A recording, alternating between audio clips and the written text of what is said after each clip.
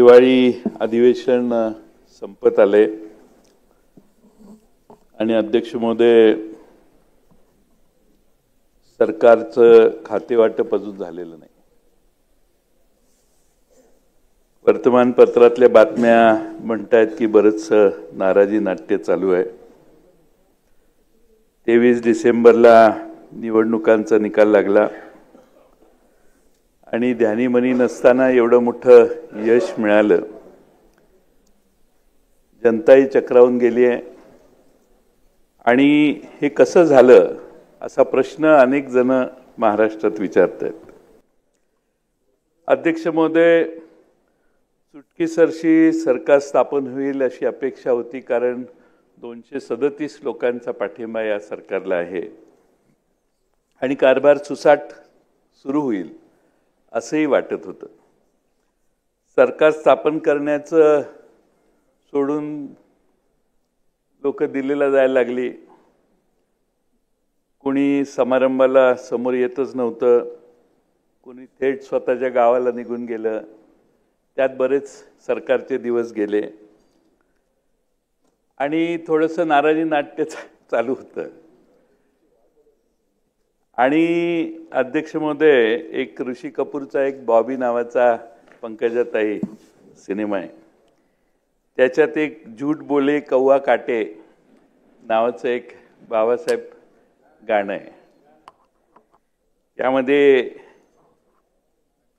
त्याचे शब्द सध्याच्या परिस्थितीला फार अनुरूप होत आहेत असं मला वाटतं। तू मैके चली जाएगी, मैं डंडा लेकर आऊंगा, तू डंडा लेकर आएगा, मैं कुएं में गिर जाऊंगी, मैं रस्सी से खिंचवाऊंगा, मैं पेड़ पर चढ़ जाऊंगा, मैं आरी से कटवाऊंगा।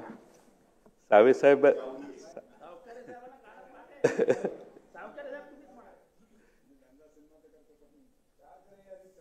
सावे साहेबांच्याकडून आले असं मला वाटत होतं, पण मैं आरी से कटवाऊंगा। मग ती हिरोईन काय पंकजाताई ऐकायलाच तयार नसते। त्यावेळी हिरो म्हणतो, तू मैके चली जाएगी, मैं दूजा ब्याह रचाऊंगा। लगेच बिहून हिरोईन म्हणते, मैं मैके नहीं चल जाऊंगी रे, मैं नहीं चली जाऊंगी। तसंच काही सध्या राज्यात झालेलं दिसतंय। त्यामुळे मैके चली जाएंगी ते माहेरी कोण गेलं नाही, सरकार स्थापन झालं आणि त्यामुळं थोडासा वेळ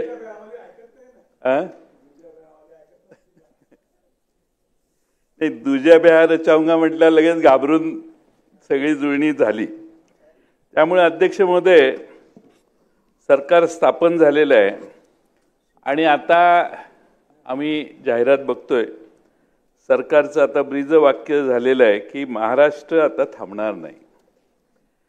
23 डिसेंबरला निकाल लागला, 13 दिवसांनी मुख्यमंत्री 2 उपमुख्यमंत्र्यांची शपथ झाली, सरकार स्थापन झालं।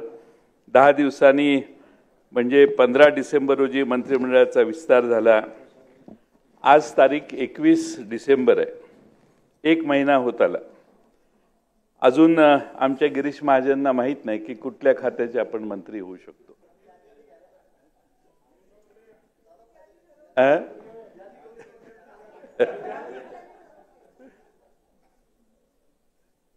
एक महिना होत आला, सभागृह जवळपास 6 दिवस संपले, पण मंत्री महोदयांना हे माहित नाहीये की कोणत्या खात्याचं आपल्याला उत्तर द्यायचं। मी मुख्यमंत्र्यांचं कौतुक करेन की कुणालाही उत्तर द्यायचा त्रास त्यांनी होऊन दिला नाही। सगळ्या चर्चांचं उत्तर एकट्या मुख्यमंत्र्यांनी दिलं। त्याचा दुसरा अर्थ असा निघतो की तुमच्या कुणाचीही गरज नाही, एक मुख्यमंत्री काफी आहे। त्यामुळं त्यांचं कौतुक केलं पाहिजे। आहेच की, त्याला काय आता 237 लोकांचा पाठिंबा मिळाला आणि तुम्हा कुणाची मंत्र्यांची कशी गरज नाही हे सांगण्यासाठी ह्या अधिवेशनाचा वापर झालेला आहे। हे मंत्र्यांना कळणं आवश्यक आहे। त्यामुळे तुम्ही असं समजू नका की तुम्ही असल्याशिवाय सरकारचं काही बिघडणार नाही। एकटे देवेंद्र फडणवीस हे सरकार चालवू शकतात हे या अधिवेशनात तेच ना, निवडणुकीनंतर कळलं. आता नवीन नवीन आपण झालेले आहात मंत्री. मला माहिती आहे तुमची कधी मंत्री खातं मिळेल हे वाट तुम्ही बघत असाल. पण अध्यक्ष महोदय, महाराष्ट्र थांबणार नाही हे जे वाक्य आहे ते 2014च्या भारतीय जनता पक्षाच्या जाहीरनाम्यातलं वाक्य आहे. आणि त्यावेळी ते 3 लाख कोटी रुपयाचं कर्ज होतं राज्यावर. त्यावेळी महाराष्ट्राला आश्वासन भारतीय जनता पक्षाच्या जाहीरनाम्यात दिलेलं की हे कर्ज आम्ही कमी करू. मधला 2.5 वर्षाचा काळ सोडला तरी 7-7.5 वर्ष आपलं राज्य आहे. अध्यक्ष महोदय, आम्ही 9 लाख कोटी रुपयाच्या कर्जापर्यंत पोहोचलेलो आहोत. MIDCच्या वृद्धीसाठी उद्योग संजीवनी योजना आणण्याचं भारतीय जनता पक्षाच्या मी तुमचंच कौतुक करत होतो.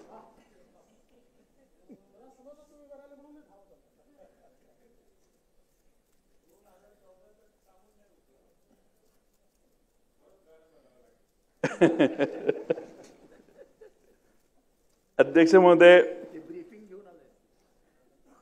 9 लाख कोटी रुपयापर्यंत आता सरकारवर कर्ज पोचले. MIDCची ताकद वाढवली जाईल अशी त्यावेळच्या पासून आश्वासन, 19 साली पण आश्वासन, 24 साली आश्वासन. पण राज्यातल्या कंपन्या महाराष्ट्राच्या बाहेर जात आहेत. काल परवा माननीय मुख्यमंत्र्यांनी उत्तरात सांगितलं की तुम्ही सांगताय ते काय खरं नाही, असं काही होत नाही. त्याचं माझ्या बोलण्याचं कालच उत्तर त्यांनी दिलेलं आहे. पण तरीही माझं असं म्हणणं आहे की ITच्या हिंजवडी पार्कमध्ये आपण जर गेलो तर अनेक लोक आता कंपन्या शिफ्ट करायला लागले. महाराष्ट्रामध्ये मोठा प्रकल्प यावा अशी अपेक्षा महाराष्ट्रातल्या जनतेची कायम असणं स्वाभाविक आहे. पण त्याचबरोबर अध्यक्ष महोदय, पेट्रोल डिझेल याच्यावर काय मी बोलत नाही, कारण आता लोकांना सवय झालेली आहे 100 रुपयाच्या वर, सेंचुरीच्या वर. आता 125 रुपयाचं पेट्रोल कधीपर्यंत जाईल ही तारीख आणि साल फक्त सरकारने सांगणं बाकी आहे. पण तेही लोक महाराष्ट्रातली सहन करतील याची मला खात्री आहे. पेट्रोल डिझेल याचे दर वाढले तर आता जनतेला काही फारसं त्याचं वाटत नाही असा त्याचा अर्थ आहे. आपण अध्यक्ष महोदय, पूर्वी म्हटलेलं होतं की शेतकरी, दलित, OBC, आदिवासी समाजातील कार्यकर्त्यांच्यावर जे काही राजकीय हेतूने गुन्हे दाखल झालेले असतील ते सर्व गुन्हे आम्ही मागे घेऊ. अध्यक्ष महोदय, उलट मागच्या 10 वर्षात अनेक सामाजिक कार्यकर्त्यांच्यावर गुन्हे दाखल झालेत आणि अनेकांना जेलची वारी घडलेली आहे. अनेकांना मानसिक आणि शारीरिक त्रासही झालेला आहे. अध्यक्ष महोदय, आता तर सरकारने एक नवा कायदाच आणलेला आहे जो जॉईंट सिलेक्ट कमिटीकडे पाठवण्याचं फार मोठं काम आपण सभागृहाने केलेलं आहे. आणि त्यामध्ये अध्यक्ष महोदय, कोणतीही सामाजिक संघटना सरकारच्या विरोधात काही बोलली तर त्यांना गुन्हेगार ठरवलं जाईल अशा आशयाचा त्याचं क्रक्स आहे त्या कायद्याचं. ब्रिटिश सरकारमध्ये रोलेट ॲक्ट होता त्याप्रमाणे थोडं बहुत आपण विना चौकशी कुणालाही आत घालण्याचे अधिकार त्या कायद्याने घेण्याचा सरकारचा प्रयत्न आहे. हा खरं म्हणजे मागच्या विधानसभेच्या निवडणुकीच्या आधीच बिल आलं होतं, पण यावेळी आपण मला वाटतं ते जॉईंट सिलेक्ट कमिटीकडे पाठवलं. अध्यक्ष महोदय, मुंबई गोवा महामार्गाचं काम 10 वर्ष झाले अजून पूर्ण झालं नाही.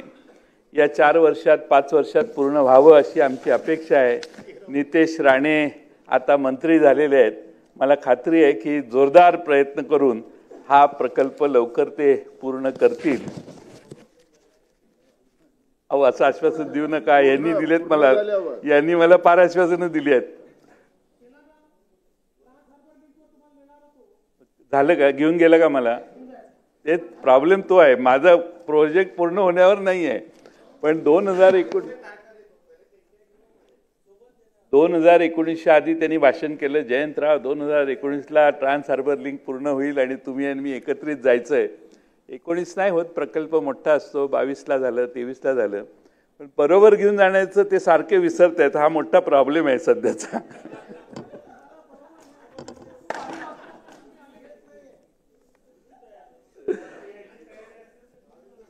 इशारों में क्या हो रहा है? नाही, आश्वासनच सभागृहातलं आश्वासन आहे त्यांचं. ते आश्वासन देतात ते पाळत नाही, तसा माझा अनुभव फार वर्षापासून आहे.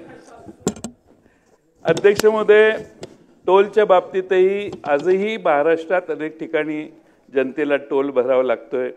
ज्यांची मुदत संपलेली आहे तिथंही टोलची वसुली अजूनही चालू आहे. त्यामुळे टोलमुक्त महाराष्ट्र ही जी घोषणा होती तीही पूर्ण करण्याची संधी या 5 वर्षात माननीय मुख्यमंत्र्यांना मिळेल अशी मला खात्री आहे. मराठी शाळा वाचू असं त्यावेळी आश्वासन होतं. आजही मराठी शाळांचा टक्का घसरतोय.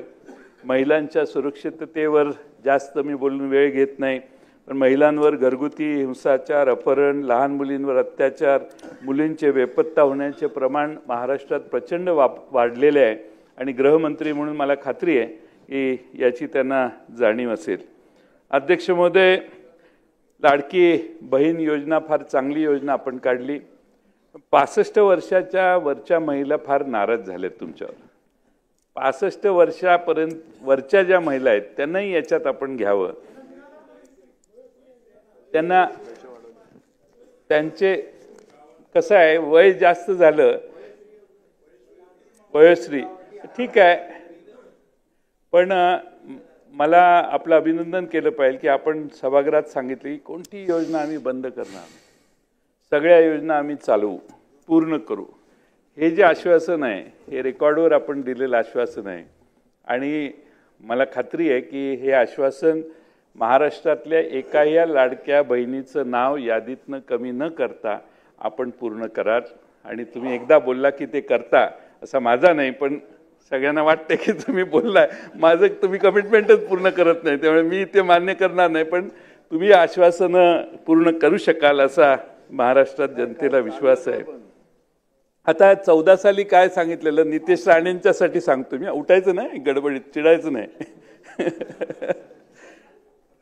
वक्फ बोर्डाच्या जमिनीवरील हे भारतीय जनता पक्षाच्या, तुम्ही किती साली गेला भाजपमध्ये? 19. हे 14 सालचं आश्वासन आहे, म्हणजे जाहीरनाम्यातलं आहे. वक्फ बोर्डाच्या जमिनीवरील अतिक्रमण काढून टाकून त्या जमिनी वक्फ बोर्डाला परत देऊ आणि वक्फ बोर्डाच्या बाजूने न्यायालयात लागलेले निकाल असतील त्याची कडक अंमलबजावणी करू असे आश्वासन जाहीरनाम्यात सांगितलेले होते. तुम्ही असेही सांगितलेले होते की धार्मिक नेत्यांसोबत चर्चा करून वक्फ बोर्ड मजबूत करण्यात येईल. आता माझ्याकडे कॉपी आहे, मी पाठवतो कॉपी. डिस्टर्ब नाही करायचं, मी कॉपी देतो ना. 2014च्या निवडणुकीत आम्ही जाहीरनामाच काढला नव्हता, वचननामाही काढला नव्हता. नाही काढलंच नव्हतं काही. नाही आणून द्या, काहीच अडचण नाही, तुम्ही आणून द्या, आम्ही काढलंच नव्हता.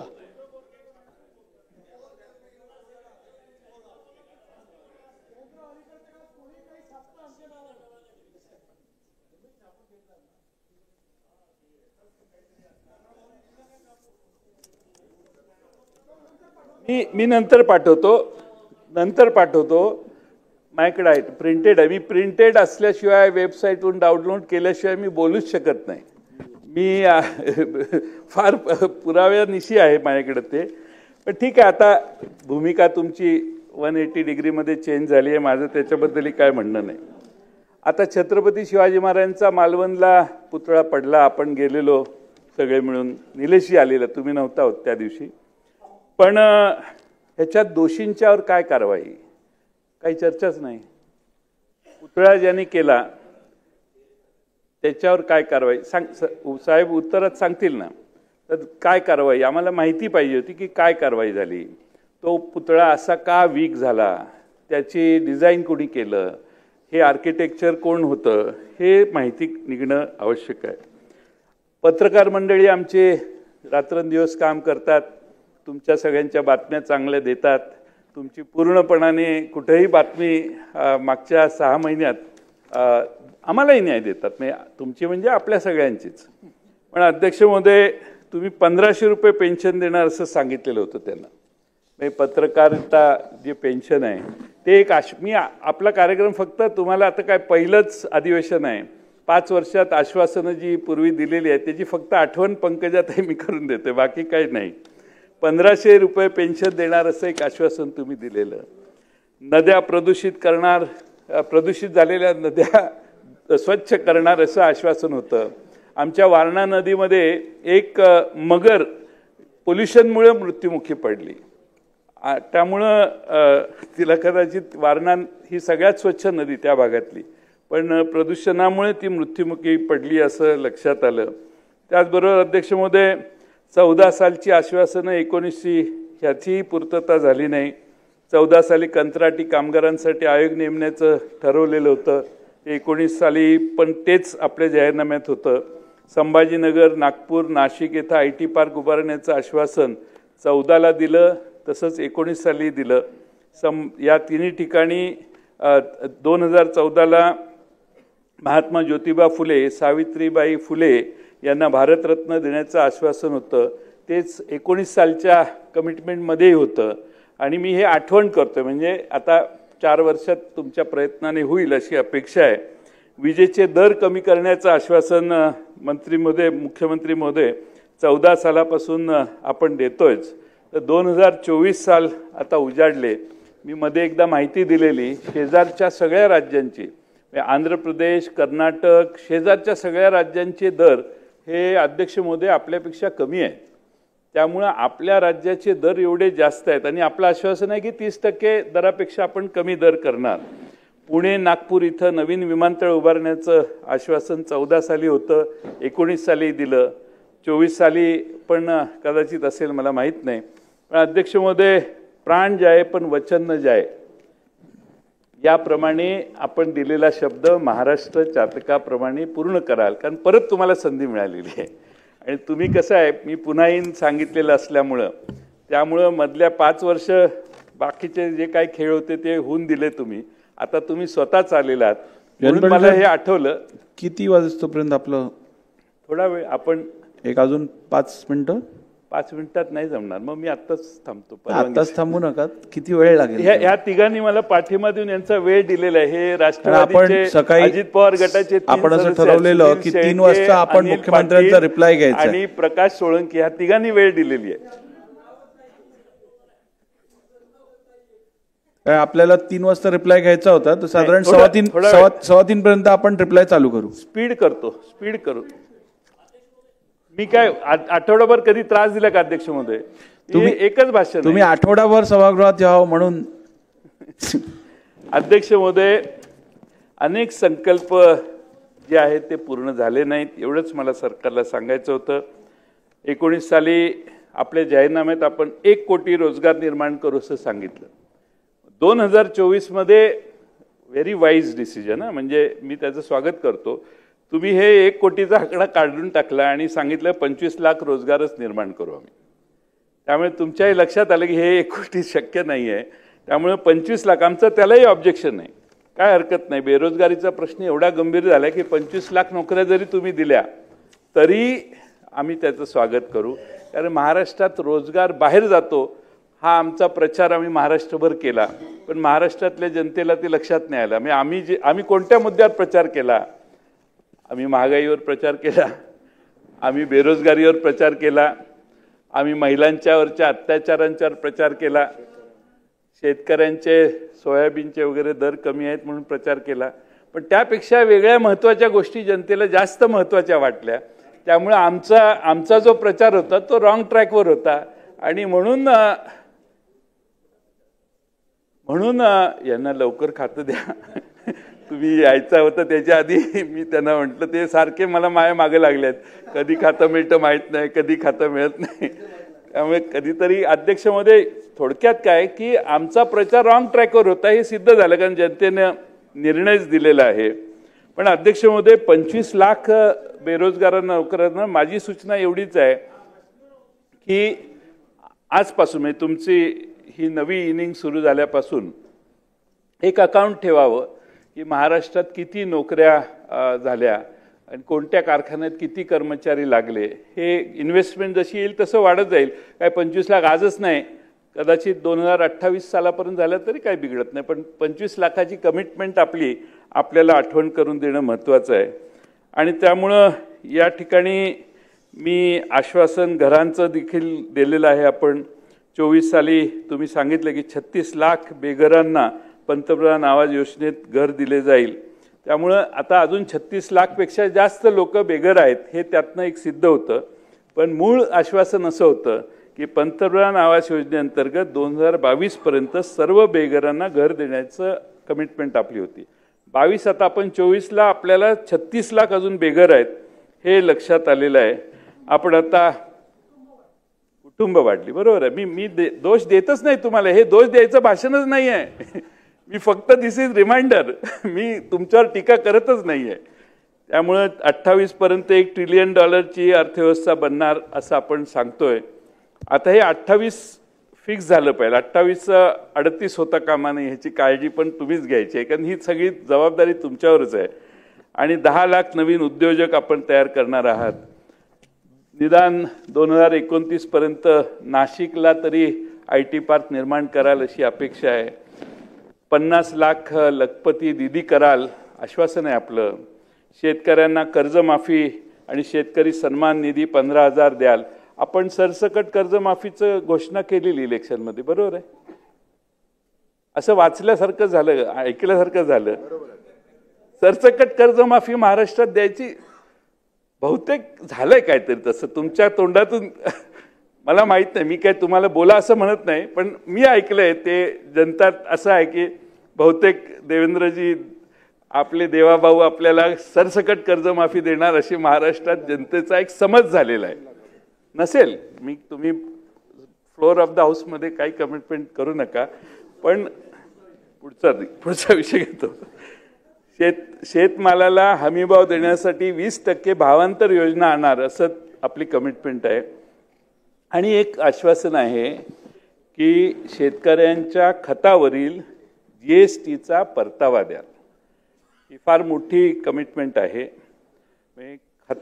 खतं महाराष्ट्रात खरेदी जातील, त्यात केंद्राचा GST असतो, राज्याचा असतो, त्यातला राज्याचा GST फॉरगो करण्याची आपण कमिटमेंट दिलेली आहे.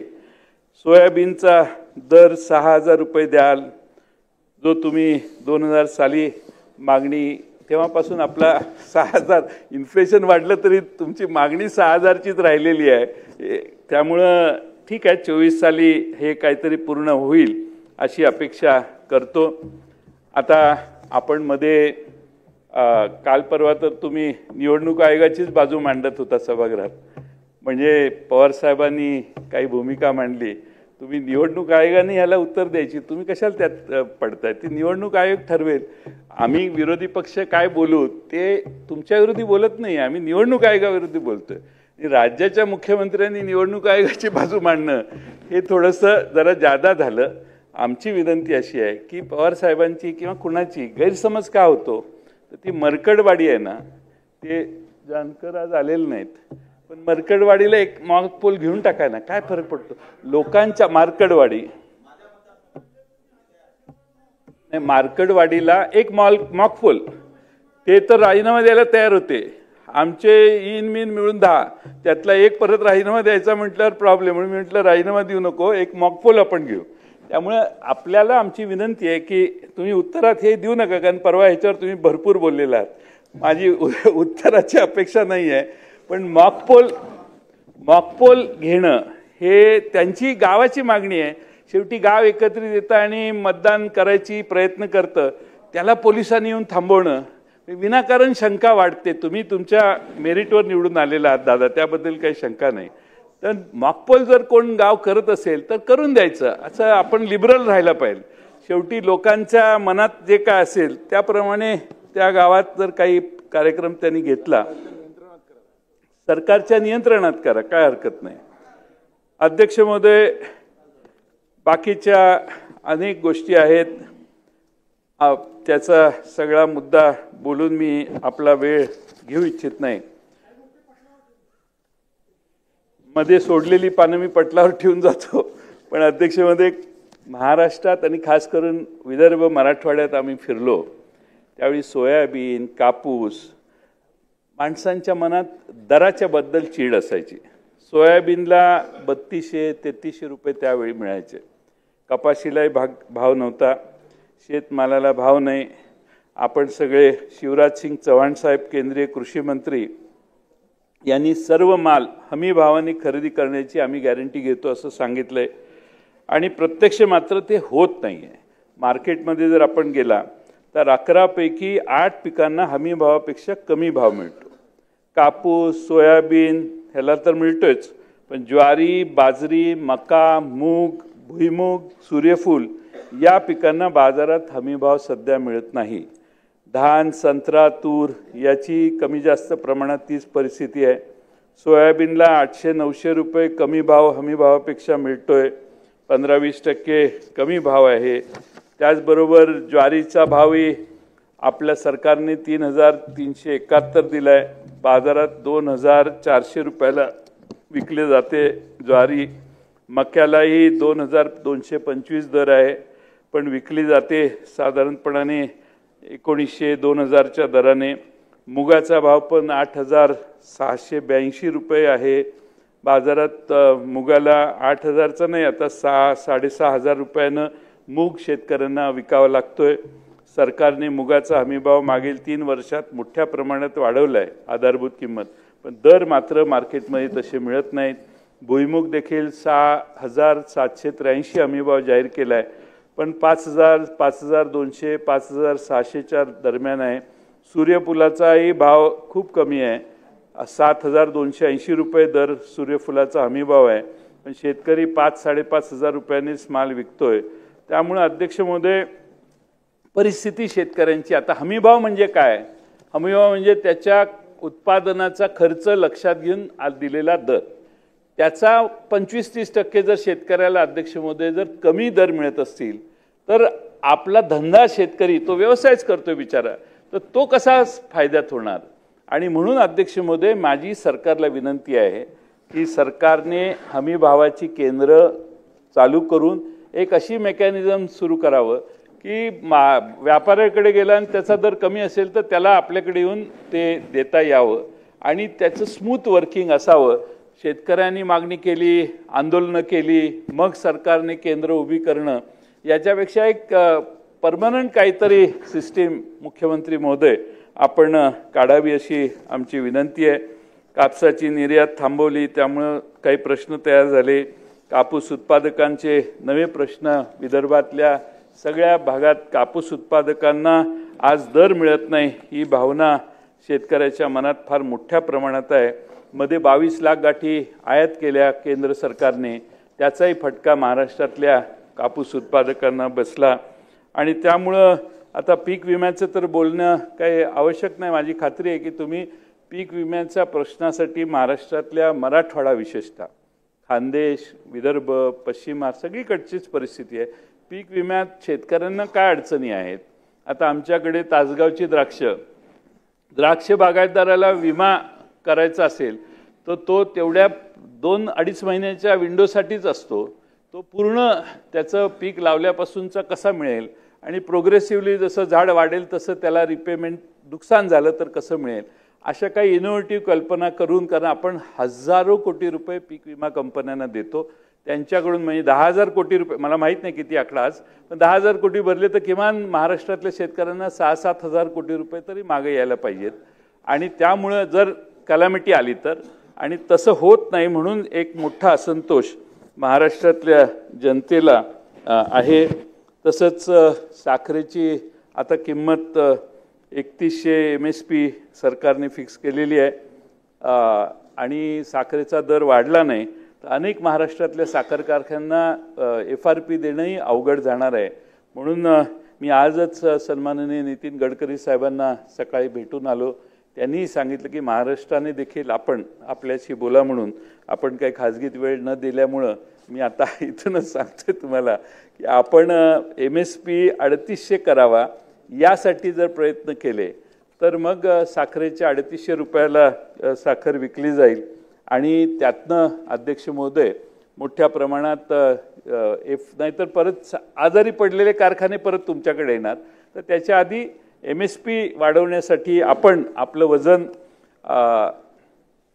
या इतरांच्यापेक्षा दिल्लीत फार भरपूर आहे आणि आपल्या वजनाची तुलनाच भारतातल्या कुठल्याही मुख्यमंत्र्यांच्या बरोबर होऊ शकत नाही.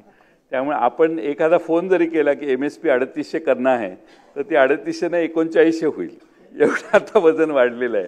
त्यामुळं माझी खात्री आहे की या महाराष्ट्रातल्या ऊस उत्पादकांना, साखर उत्पादकांना न्याय देण्यासाठी आपण त्या ठिकाणी काम कराल असा विश्वास मी या ठिकाणी व्यक्त करतो. बेरोजगारी वगैरे बाकीचे प्रयत्न, कुठला प्रकल्प राज्याच्या बाहेर गेला त्याविषयी तुम्ही भाषण केलेलं आहे, त्यामुळे तेच प्रश्न पुन्हा मांडण्याची आवश्यकता असं वाटत नाही. पण आपल्याकडं चांगलं बहुमत आहे आणि मला खात्री आहे की आपण निश्चितपणानं या 5 वर्षात उत्तम काम कराल. पण मी हे रिमाइंडर का दिलं तर तुम्हाला लक्षात आलं पाहिजे की आपल्या महाराष्ट्रातल्या काय कमिटमेंट आपण जनतेला दिल्या आणि माझी खात्री आहे की या सगळ्यात आपण लक्ष घालाल. खरं म्हणजे काल परवा परभणीचा मृत्यू झाला. आपण सांगितलं की त्याला दम्याचा त्रास होता आणि त्याला हॉस्पिटलमध्ये घेऊन गेलं आणि त्याची डेथ झाली. माझ्याकडे एक डेथ सर्टिफिकेट त्याचं आहे, त्यात shock followed by multiple injuries असं लिहिलेलं आहे. आपल्या उत्तरात आणि त्याच्या ह्याच्यात पोस्टमार्टममध्ये अंतर आहे. त्यामुळे आपण त्या खोलात जायला पाहिजे की त्याचा मृत्यू या पोस्टमार्टम रिपोर्टप्रमाणे त्याला धक्का बसला किंवा त्याला मारण्यात आलं, त्याला मल्टिपल इंजुरीज आहेत असं पोस्टमार्टममध्ये आहे.